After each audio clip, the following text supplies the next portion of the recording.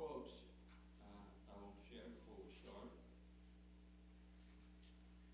The first one is Noah Webster from the History of the United States, page 339, in 1832, and I quote, "All the evils which men suffer from vice, crime, ambition, injustice, oppression, slavery, war, proceed from their despising or neglecting the precepts contained in the Bible." Think about that. Everything that I've ever done that harmed someone was a result of me neglecting or despising some precept. It's in Scripture.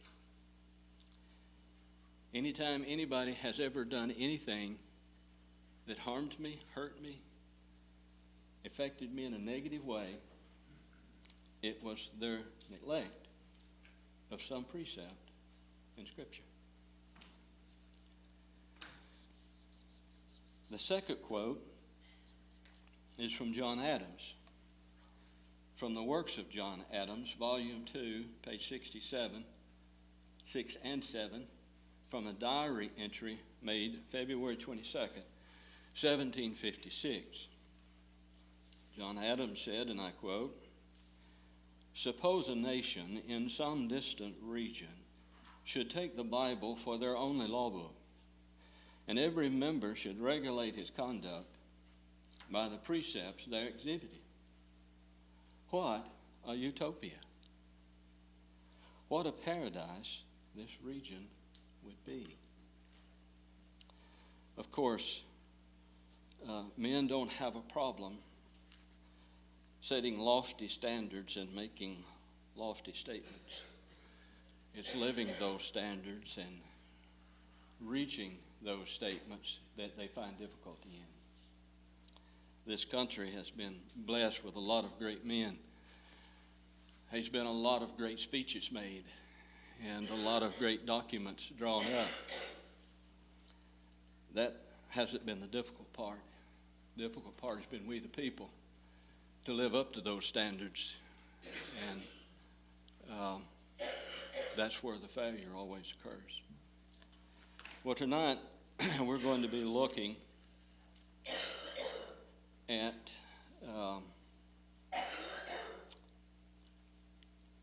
the degrading factor in the Carolingian Dynasty. Boy, I've been having trouble with that one. If you remember some time back, we studied Clovis and Clotilda. That was the Frankish king that was going into war, and he had a Christian wife that preached him a rather charismatic sermon about if he would accept Christ, he would not only win the victory, but practically achieve every dream that his heart would desire.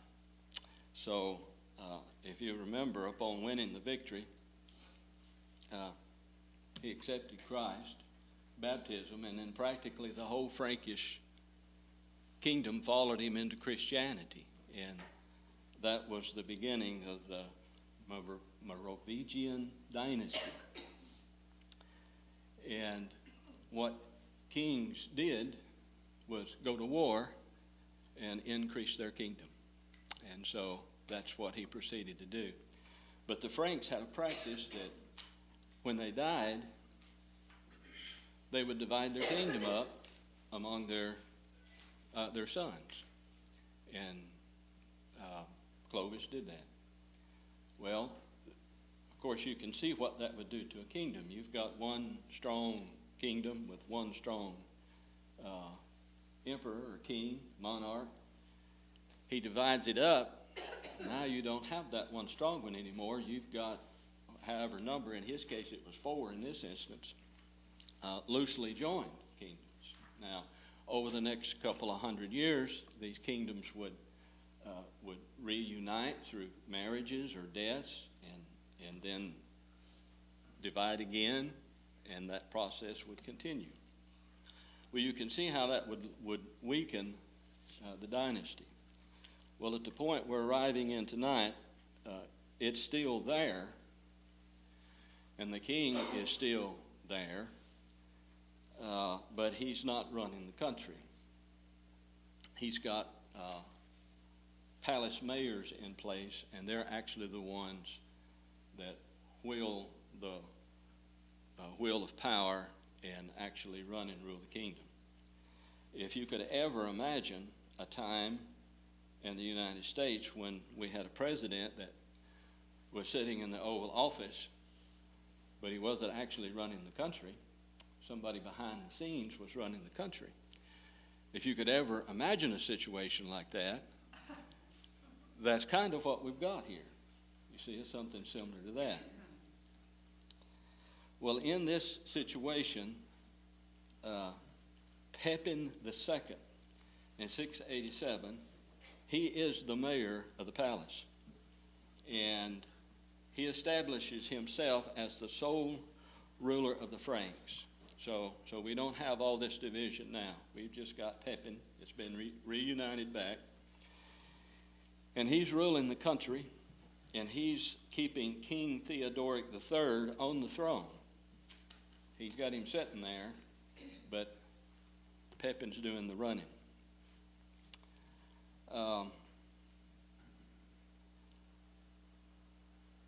Later,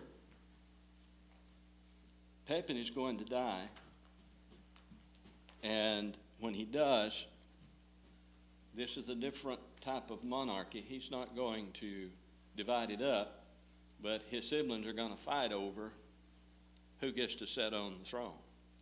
And that goes on for some time.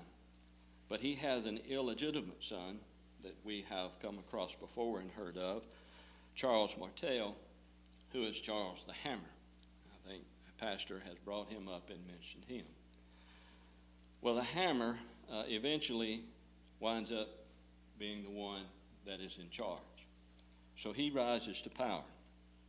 When he does, there's a strategy that's in place that's been there for some time, and he joins in with this strategy.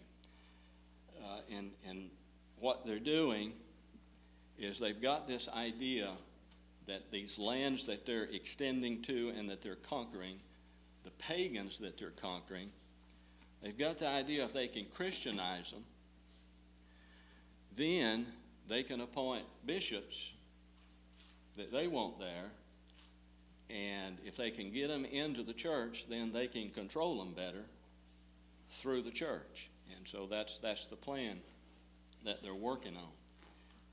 You can imagine now there are people out there in our nation that has a plan in place, and these aren't short-term plans, these are long-term plans.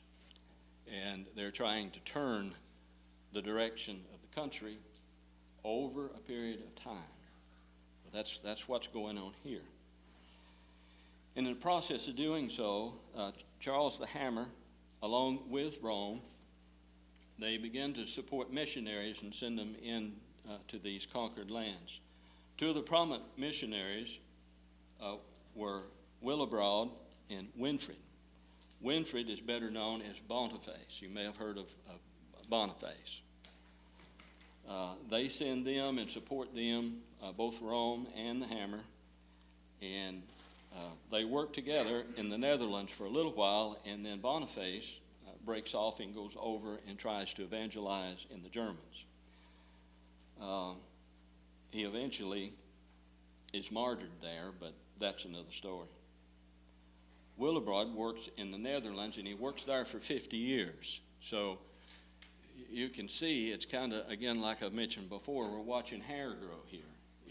This stuff is slowly coming to pass. Well, the Hammer finally dies in the year 741. And his son, Carloman and Pepin, there's another Pepin, this is Pepin the Short. I'd love to have a name like Pepin the Short, but anyway.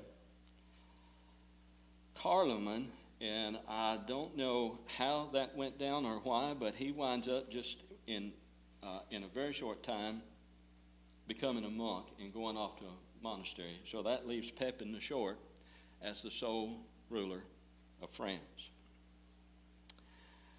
So, but he's still the palace mayor, and this time they've got Childeric the III sitting on the throne as the puppet king.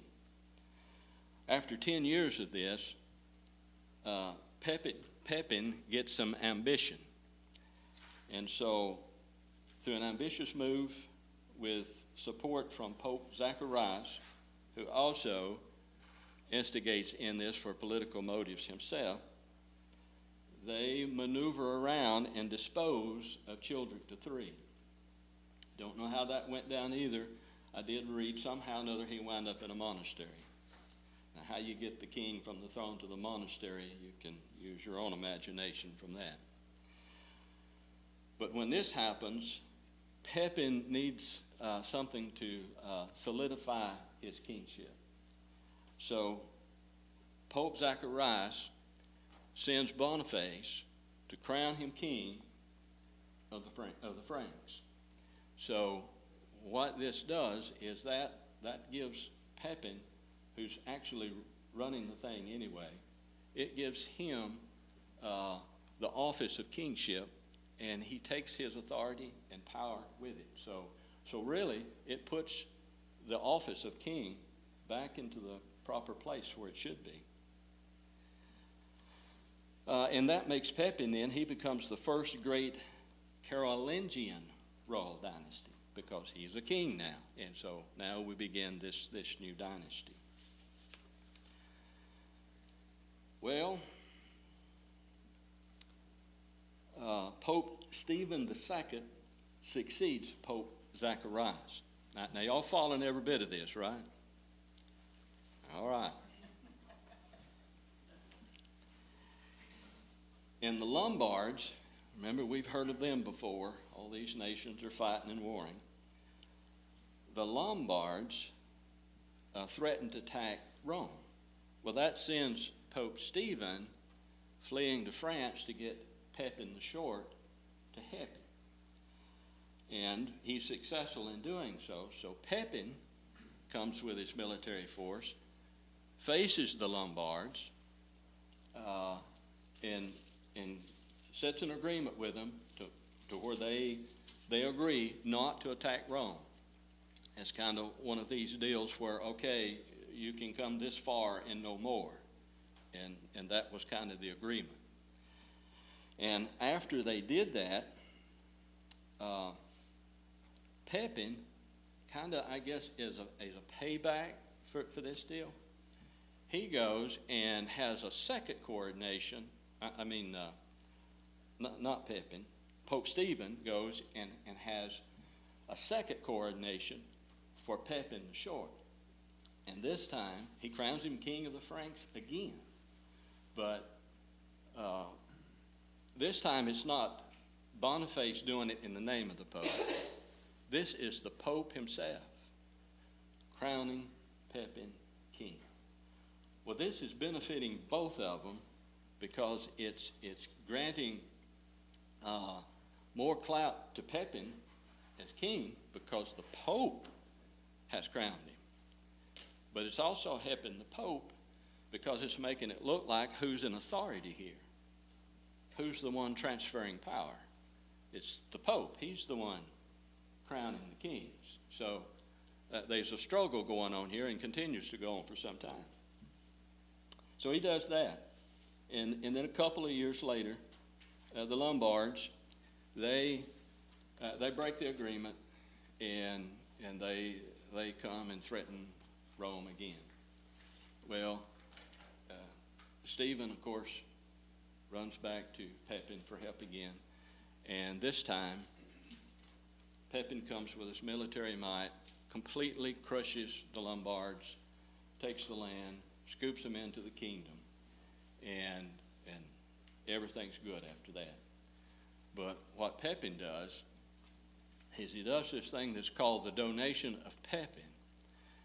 And what he did was he took the land that he gained from the Lombards and some other land was involved with it too. And he gave that to Pope Stephen II to rule and to control, and gave it to him. Well, this again benefited both of them, because you can see now the Pope has a great source for wealth and resource coming in. He's got a kingdom to rule now. But it also helped Pepin, because now it's making it look like, who's really in control here? I'm giving land to the Pope and giving him authority to rule it, so I'm the one that's in control. So it's all political moves going back and forth.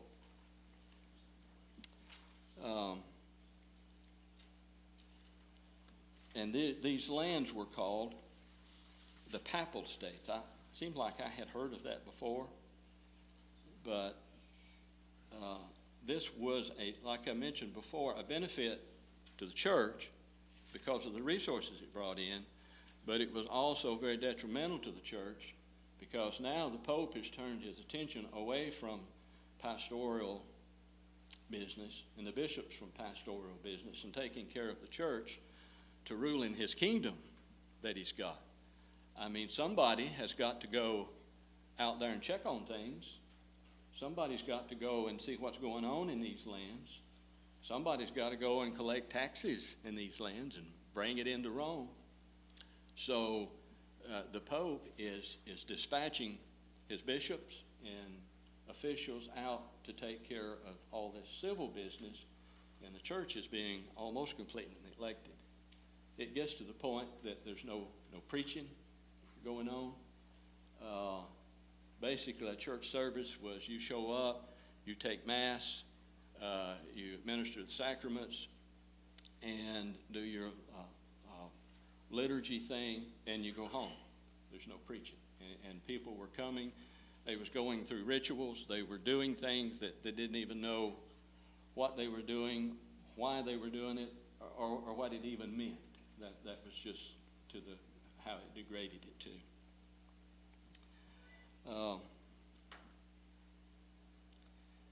This also created a greater breach between the western branch of the church and the eastern. Don't forget, we've got an eastern church over here with emperors and Constantinople. And prior to this, Rome always looked to them for help, protection, military support. Now they're looking to the Frankish monarch. Well, that pushes the Eastern Church away. It pushes the Eastern emperors away and kind of severs that even more. This has been growing, the distance between the two branches, considerably, but this really put a breach with it.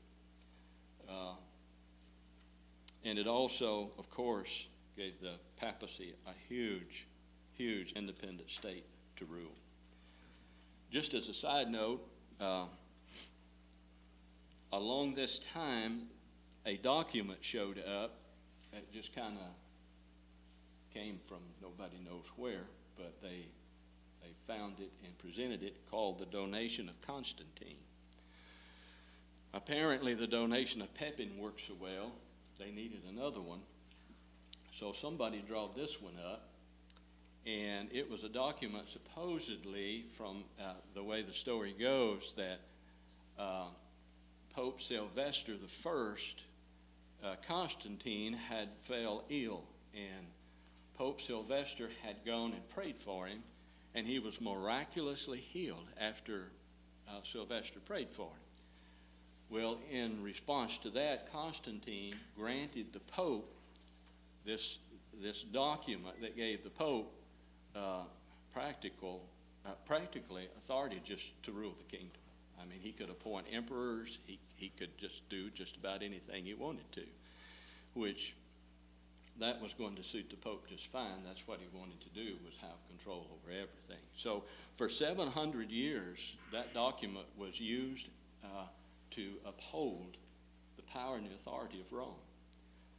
It wasn't until 1440 that Lorenzo Valla exposed it as a forged document, But for 700 years, Rome had it and used that document. Well, Pepin died in 768, and he had two sons, Charles and Carloman. They both succeeded him, and they were joint rulers. But Carloman conveniently died 3 years later. So that left Charles the sole ruler. Thus, at this point, enters Charlemagne. Charles the Great, obviously, is what Charlemagne means. He would come to be known as the Moses of the Middle Ages. He was often compared to Constantine the Great. Sometimes he was referred to as the New David, and sometimes as the New Constantine. So you can see this guy was something else. His biographer, Enhard, tells us that he was a just and a generous ruler, an affectionate father, unswervingly loyal to his friends, highly popular with his subjects, had a keen, probing mind, and a sincere devotion to the Christian faith and the church, and a burning sense of personal mission from God to unite the Western nations under the Christian empire. The only real fault in his character was his imperfect standard of sexual conduct. Sounds like he would make an excellent Republican presidential candidate.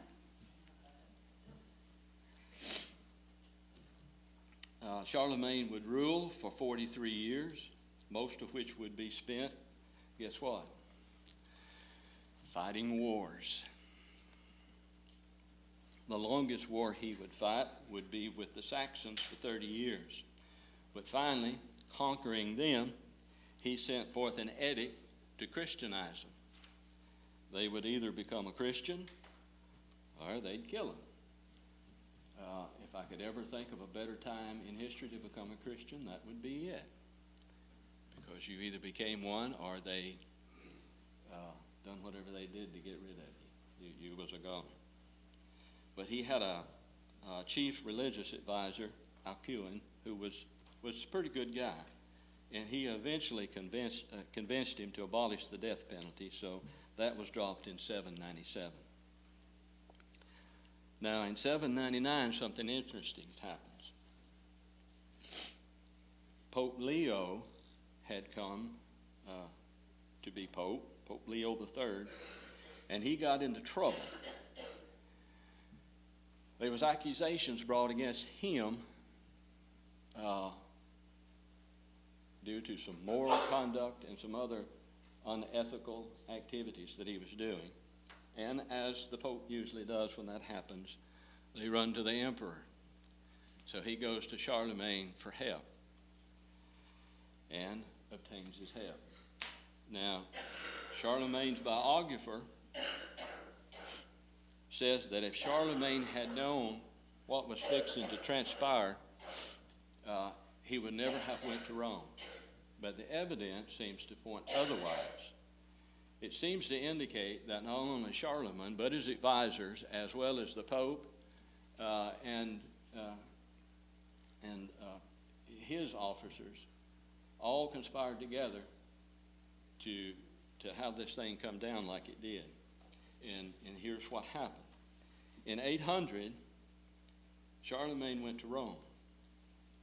And as he was attending Mass on Christmas Day in St. Peter's Basilica, the Pope emerged unexpectedly with a crown and placed it on Charlemagne's head. And while all the Romans that were there were assembled for worship, they all began to proclaim Charlemagne Emperor of the Romans. Now, you remember those papal states that the Pope had. Well, you see what this did was now Charlemagne's not just king of the Franks. He's now king of the Roman Empire. And with the inclusion of these papal states, Charlemagne's empire expands to almost to the borders of the previous old Roman Empire. So Charlemagne is now seen as the Holy Roman Emperor. And that was a big deal for the Pope to do that and to crown him as emperor. Now, that was also beneficial to the Pope because that gave him now, Charlemagne, authority inside the papal states, because that's part of his empire now. And so he can punish anybody, and the ones that were bringing accusations against the Pope. Charlemagne had the power now to execute punishment on them. So he could actually protect Pope Leo now. So that was beneficial for both of them. And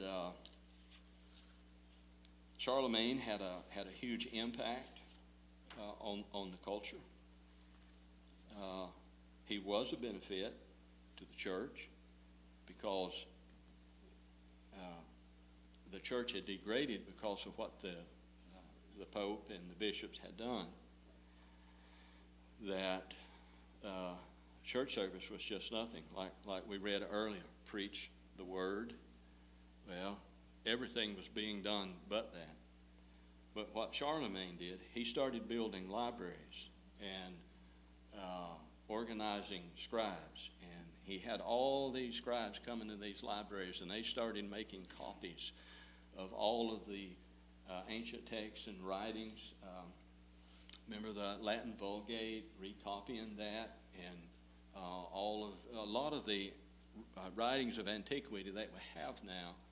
A lot of that comes from Charlemagne and these libraries. There was one, Paul the Deacon. He brought all of the great theologians. He gathered all of them together. And one, Paul the Deacon, wrote a collection of sermons which preachers of the Western Church used after that for the next 1,000 years. Now, you know, last Wednesday night we looked at a sermon by Bede. Well, that's what these sermons were used for. Bede, Boniface, this Paul the Deacon, and other great theologians would write these sermons. And then these sermons would be copied in these libraries, and then they would be dispersed out to the parishes. And then the bishop could simply get up and read those sermons. And of course, the bishops at this point weren't well educated and didn't know much, but they were reading from people that did. And so theology was getting dispersed out among the people. And so he was very helpful to the church in that sense. Charlemagne's chief religious advisors, Alcuin, that we mentioned before, he revised the text of Jerome's Vulgate, and of course that was dispersed out then. Charlemagne built schools. He encouraged the study of logic, philosophy, and literature. And he really saw himself as the head of the Christian church. In his own words, quote Charlemagne here, he said the king's mission, this is what he saw his mission as the king was. This is what I'm supposed to do, is to fortify, consolidate, spread, and maintain the faith effectively. That's the king's job. The Pope's mission is to lend support to the king in this task by praying for him like Moses with outstretched arm. So you can see the high view that Charlemagne had of himself. I'm the head of the church, and the Pope's position is just to help me by praying for me. I'll take care of the church. And he literally governed that way. He appointed bishops. He attended and directed church councils. He made unilateral decisions concerning church doctrine. He appointed abbots in the monasteries. And he even overruled the Pope's decision whenever he needed to. So he literally was, the state literally was running the church. And he saw that as his duty. Well, Charlemagne wanted everybody.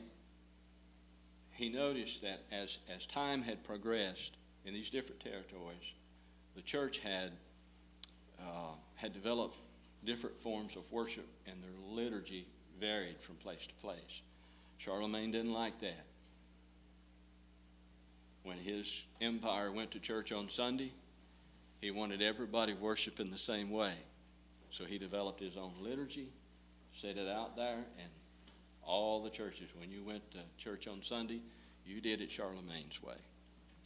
And you paid your not taxes, I guess you could say it as tax. You paid your tithes because it was enforced by law. If you didn't take your tithe to church, the civil leaders would show up and start asking questions why you're not tithing to the church. And if you didn't show up to church after a while, that was compulsory too. You'd get a visit from a civil officer wanting to know why you're not attending church.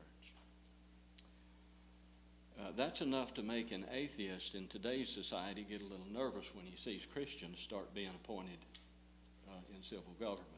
It would make them a little nervous. Well, Charlemagne, on January of 814, fell ill from a fever after bathing in his beloved warm springs at Aachen, and he died 1 week later on January the 28th. And he was buried in the Palatine Chapel in the Aachen Cathedral. Now you remember last Wednesday night I mentioned that Charlemagne, they set him on the throne for 100 years. And anybody bother to look that up and to see how that went down? You want to know? Yeah. Well, supposedly in 1000, so it was a little more than 100 years. What I found out, it went closer to 200 years. Otto III, wanting to present himself as the successor of this great man, had the burial vault opened. When they opened it, according to the German chronicler and bishop Theodemar Mersberg, who was a contemporary of Otto, when the vault was opened, they found Charlemagne's uncorrupt body. I would doubt that. Seated upon a marble throne, wearing a crown, with a scepter in his hand, and the Gospels opened in his lap. Otto reportedly helped himself to some of the relics and brought them to Rome. Frederick I, Barbarossa, was the next to dissenter Charlemagne. In 1165, he had the remains exhumed and displayed as holy relics at the Aachen Court Festival. Again, this was a means for Frederick to establish a connection with the revered leader and to position Aachen as a center of pilgrimage like St. Denis and Westminster. To curry favor with Frederick, Antipope Paschal III canonized Charlemagne that same year. Barbarossa had Charlemagne's remains then reburied, and this time in an elaborate 3rd century marble sarcophagus. But he didn't stay there very long. In 1215, Frederick II had Charlemagne exhumed again. He commissioned goldsmiths to make a rich gold casket to hold his bones and place them in the center of the Palatine Chapel. Nearly 200 years passed before the next king inserted himself into Charlemagne's eternal rest. In 1349, some of his bones were removed to individual, boy, that's a tough one. It's a place where they put relics, put it that way, the thing that contains relics,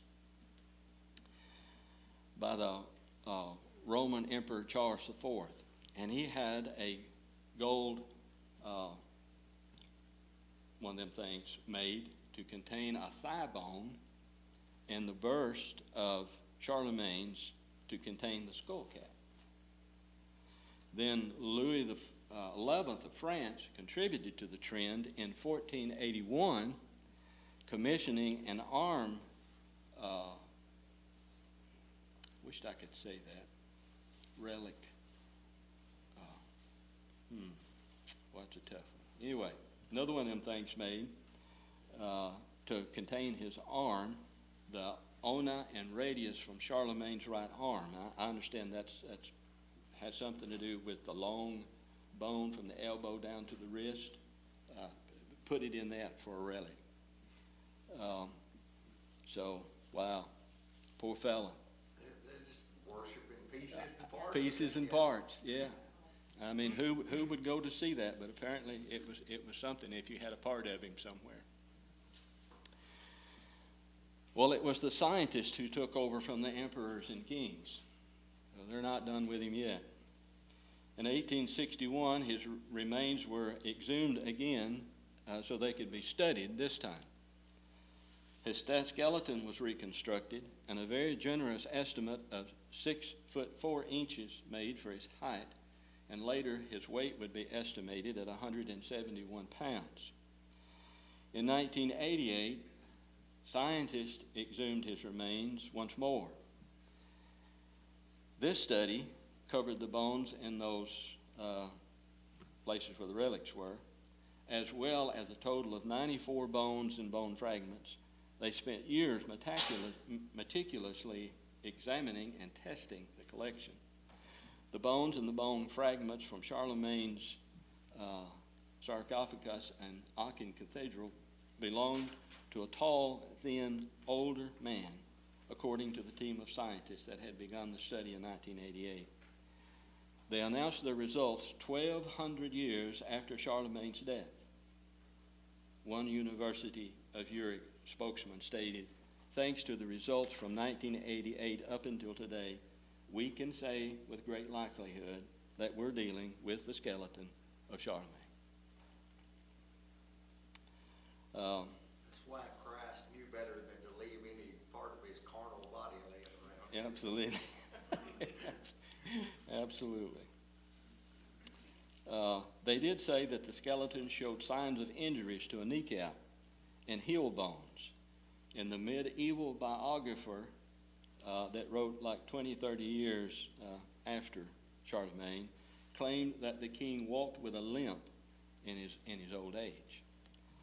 They point out that there were a number of omens. There's a thing written about omens that occurred before Charlemagne's death, and they supposedly chronicled these.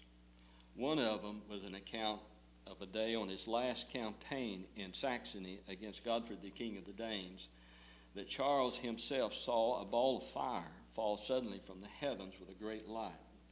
And just as he was leaving camp before sunrise to set out on the march, it rushed across the sky from right to left, and everybody was wondering what was the meaning of the sign. When the horse which Charlemagne was riding gave a sudden plunge, head foremost, and fell, and threw him to the ground so heavily that his cloak buckle was broken, and his sword belt shattered, and after his servants had hastened to him to relieve him of his arms, he could not rise without their assistance. He happened to have a javelin in his hand when he was thrown, and he was struck so hard from his grasp, the force that it forced it, it was found lying at a distance of 20 feet or more from the spot where he had fallen. Oh my, could that have been the injuries that they discovered? Anyway, that was the great Charlemagne.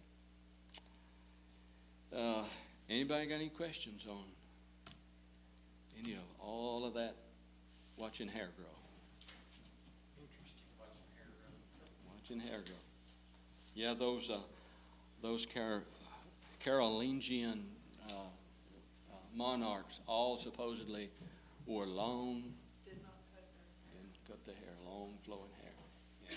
Charlemagne's is said to be white flowing hair. He was special, of course, Charlemagne was. Well, if not, I guess we'll quit with Charlemagne and close out. Brad, would you want to close for us?